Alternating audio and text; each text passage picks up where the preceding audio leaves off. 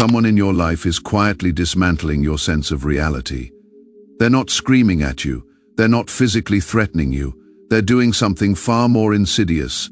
Faye, they're slowly erasing who you are, one interaction at a time.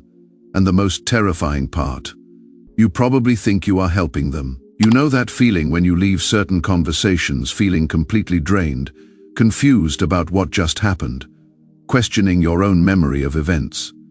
That feeling when you walk away from someone wondering if you are the problem, if you are too sensitive, if you are losing your mind.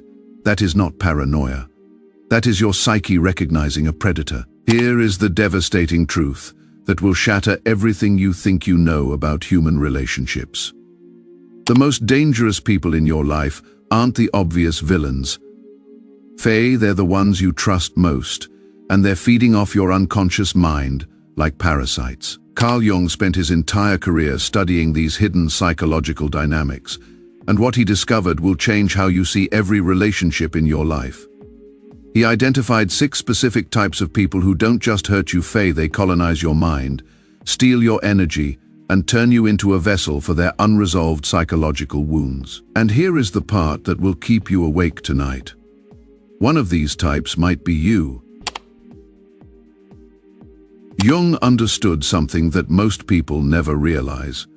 We're not just interacting with other people's conscious minds.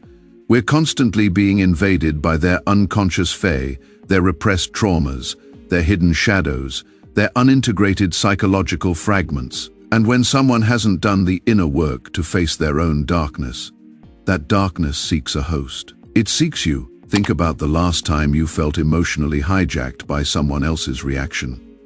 One moment you were having a normal conversation, the next you were defending yourself against accusations that made no sense, apologizing for things you never did, trying to solve problems that weren't yours to begin with.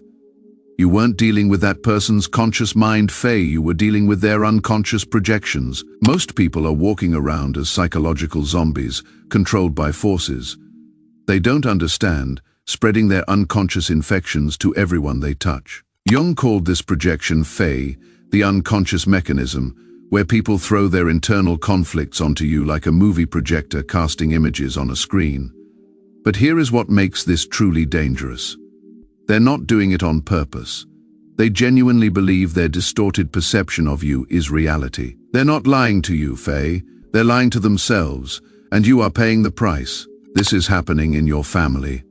It is happening at your workplace. It is happening in your romantic relationships.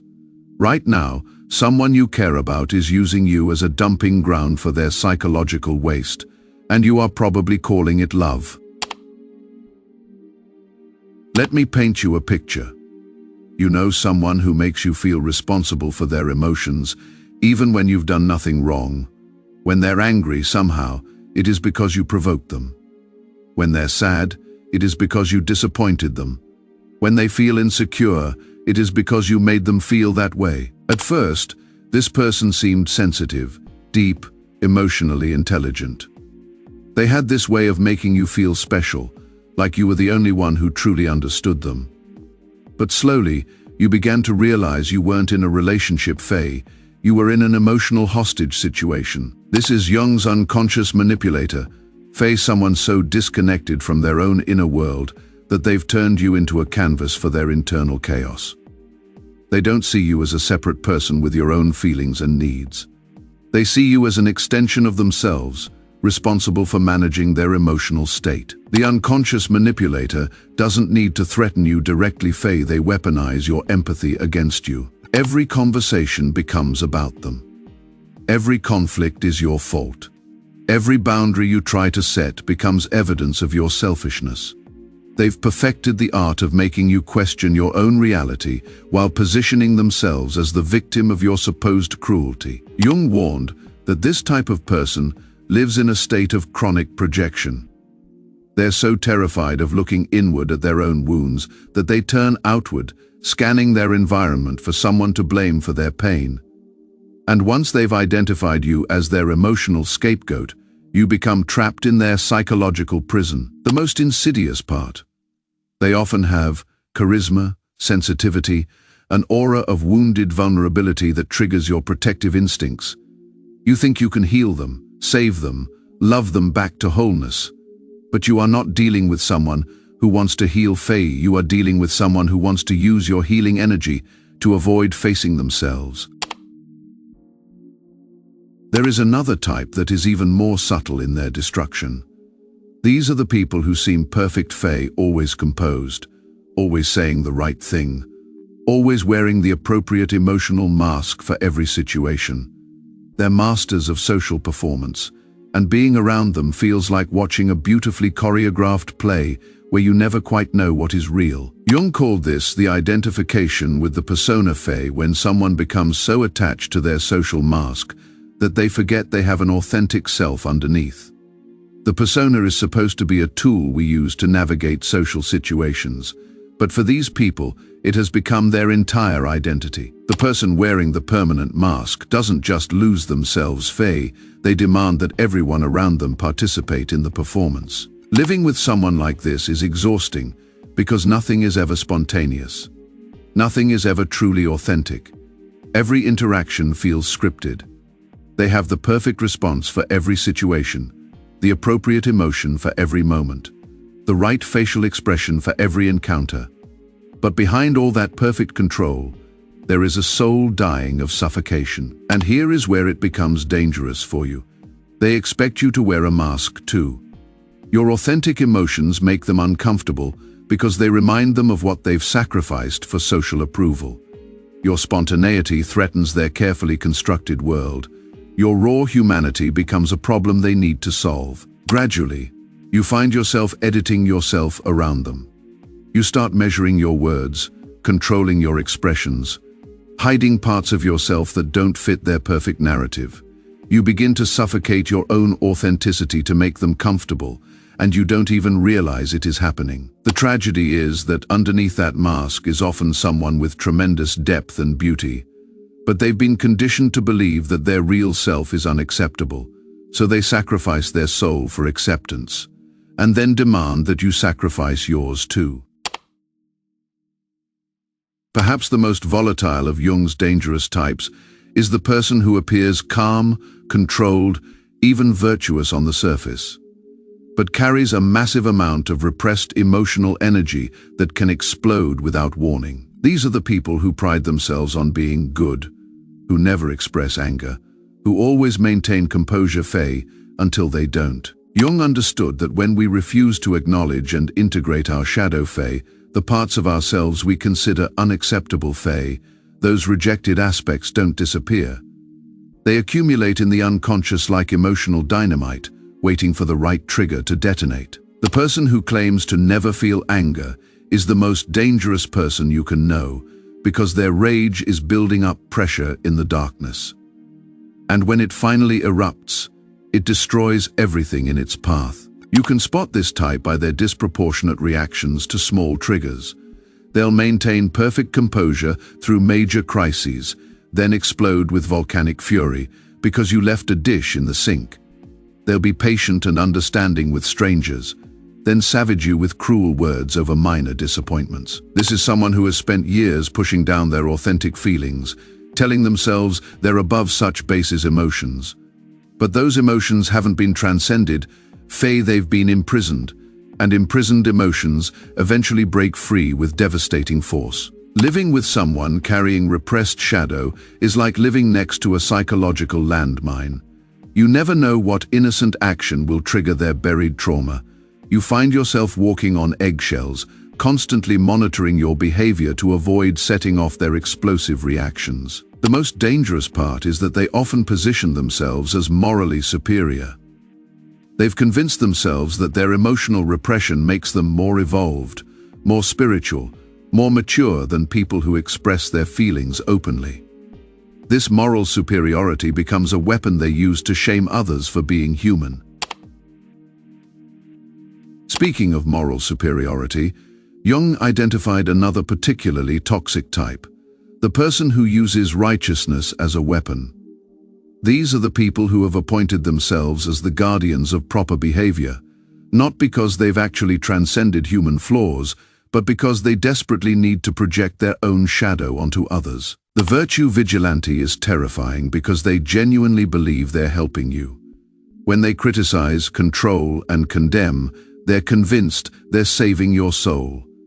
When they point out your flaws and failures, they think they're providing a service. When they make you feel guilty for being human, they believe they're elevating your consciousness. The most dangerous person in your life might be the one who claims to be protecting your moral well-being. Jung recognized that extreme moralism is often a symptom of extreme shadow repression. The person who cannot tolerate weakness in others is usually the person most terrified of their own weakness. The person who judges others most harshly is typically the person running from their own darkness. These people turn every interaction into a moral examination. They position themselves as the standard by which others should be measured. They use guilt, shame, and religious or ethical concepts as tools of control.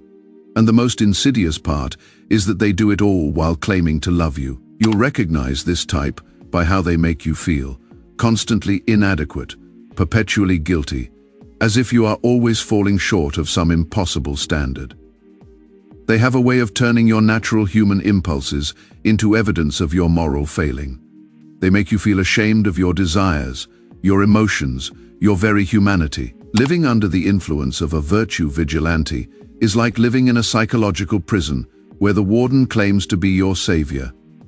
They strip away your autonomy while insisting they're setting you free. They control your behavior while claiming they're teaching you self-control. Jung spent considerable time studying what he called complexes, autonomous clusters of psychological energy that can take over a person's consciousness without warning. When someone is dominated by unintegrated complexes, they become unpredictable, volatile, and emotionally dangerous to be around. Imagine trying to have a relationship with someone who has multiple personalities, but they don't know it. One moment they're loving and attentive, the next they're cold and distant. One day they're confident and capable, the next they're victim and helpless. You never know which version of them you are going to encounter. The person controlled by unconscious complexes isn't just unstable they're a psychological earthquake that can destroy your emotional foundation without warning. This type of person reacts not to what is actually happening in the present moment, but to echoes from their unresolved past. A simple comment connects unconsciously to an old wound, and suddenly you are dealing with the fury of a hurt child, the terror of an abandoned lover, or the rage of a betrayed friend, none of which has anything to do with you. What makes this particularly devastating is the intermittent reinforcement. There are moments of genuine connection, real intimacy, authentic love. These glimpses of who they could be keep you hooked, believing that if you just love them enough, understand them enough, accommodate them enough, you can help them heal. But you can't heal someone else's complexes. You can't love someone into integration. You can't sacrifice yourself on the altar of their unresolved trauma and expect anything other than mutual destruction. Living with someone dominated by complexes means living in a state of chronic hypervigilance. You are constantly reading their emotional weather, trying to predict the next storm, adapting your behavior to avoid triggering their psychological landmines. You become a hostage to their unconscious patterns. The final and perhaps most insidious type Jung warned about is the person who feeds off your psychological energy like a parasite. They don't want to destroy you quickly, They want to consume you slowly, draining your life force drop by drop until you have nothing left to give.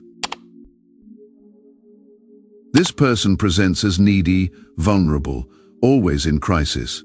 They position themselves as the victim of circumstances and you as their potential savior.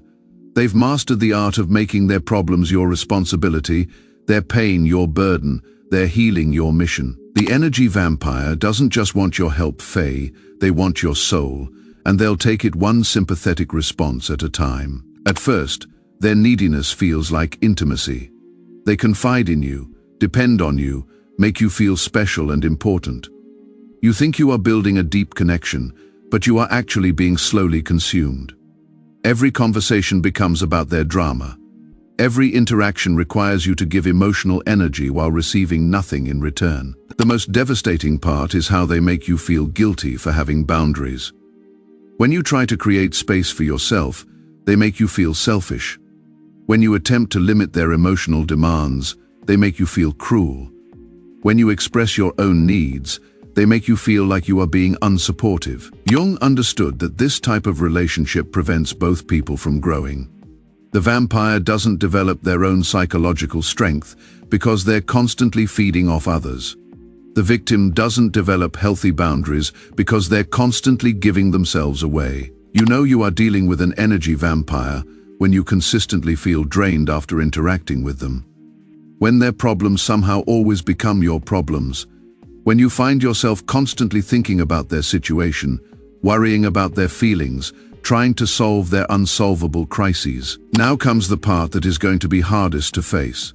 Jung believed that the people who trigger us most are often reflecting back aspects of ourselves that we haven't integrated.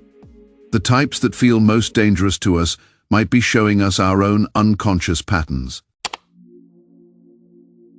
Have you ever been the unconscious manipulator, projecting your internal conflicts onto someone else? Have you worn the persona so long that you forgot who you really are underneath? Have you used moral superiority to avoid facing your own shadow? The most dangerous person you'll ever encounter might be looking back at you from the mirror. This isn't about self-blame or guilt. It is about recognizing that we all have the capacity for these patterns. We all have shadow. We all have complexes. We all have parts of ourselves we'd rather not face. The difference between the dangerous and the conscious is whether we're willing to do the inner work. Jung's path out of this unconscious jungle is what he called individuation fey, the process of becoming conscious of your unconscious patterns, integrating your shadow, and developing into a whole, authentic human being. It is the difference between being controlled by your psychological patterns and consciously choosing how you want to show up in the world. This means getting brutally honest about your own psychological dynamics.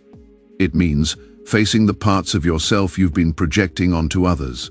It means taking responsibility for your own healing instead of making it someone else's job. So how do you protect yourself from these 6 dangerous types?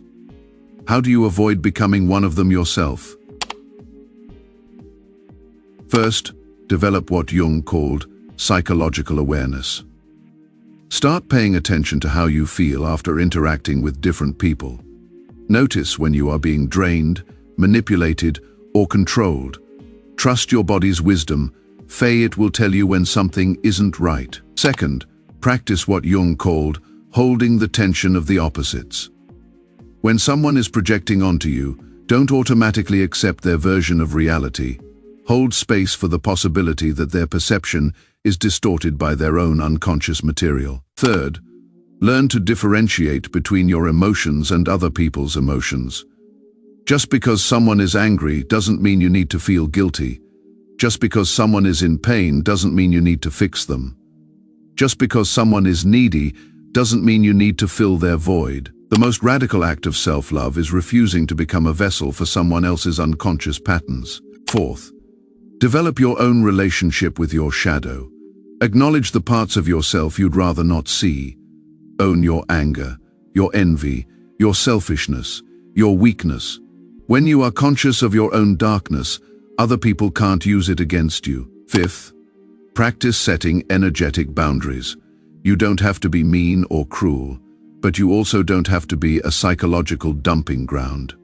You can be compassionate without being consumed. Finally, surround yourself with people who are doing their own inner work. Seek out relationships with people who take responsibility for their own healing, who don't use you as a projection screen, who can see you as a separate person with your own needs and feelings. Right now, you have a choice. You can continue unconsciously participating in these toxic dynamics, allowing yourself to be drained, manipulated, and controlled by people who haven't done their inner work. You can keep sacrificing your authenticity to manage other people's emotions, or you can wake up. You can start seeing these patterns clearly. You can begin the challenging but liberating work of psychological integration. You can choose consciousness over unconsciousness, authenticity over performance, self-responsibility over projection. The moment you stop being a victim of other people's unconscious patterns is the moment you reclaim sovereignty over your own life. Jung believed that the ultimate goal of human development is individuation, becoming who you truly are beneath all the masks, projections, and unconscious patterns. It is about developing the courage to face your own shadow while refusing to carry other people's shadows for them. This isn't about becoming selfish or uncaring. It is about becoming so psychologically integrated that you can offer genuine love instead of unconscious enabling. It is about being so clear about your own boundaries that you can have authentic intimacy instead of codependent fusion. The 6 dangerous types Jung identified aren't evil people, they're unconscious people. And the difference between unconscious and conscious is simply awareness. The awareness to see clearly, the courage to feel deeply, and the wisdom to choose consciously. Your psychological freedom starts the moment you recognize these patterns and choose not to participate in them anymore. The moment you stop trying to heal other people's wounds and start focusing on your own healing. The moment you stop being a host for other people's unconscious projections and start living from your own authentic center. The most dangerous person you'll ever encounter is the one who hasn't done their inner work. Don't be that person. And don't allow that person to consume your life force. The choice is yours. The time is now. Your psychological freedom is waiting.